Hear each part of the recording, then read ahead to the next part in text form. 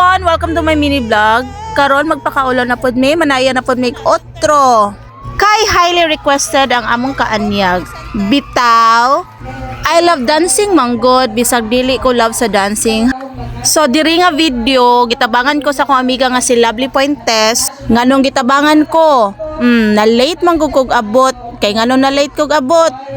Kay gibuhat pa man ako ang rules sa usa ka inahan ug sa usa ka asawa. Like, nagluto ko para sa akong family.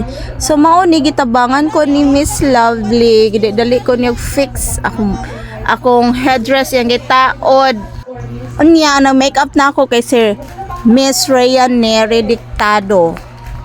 Ato nas lagi pang mention kay malain na sila. Ngani wala gi ko nimo gi-mention. Oh, di ba? Mention ta mo tanan unya ang among choreo day nga si Miss Honey Itok.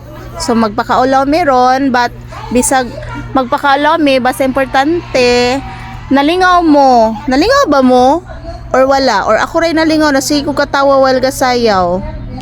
Enjoy lang yun nato ang moment. Kung naka sa usa ka sitwasyon, enjoy it.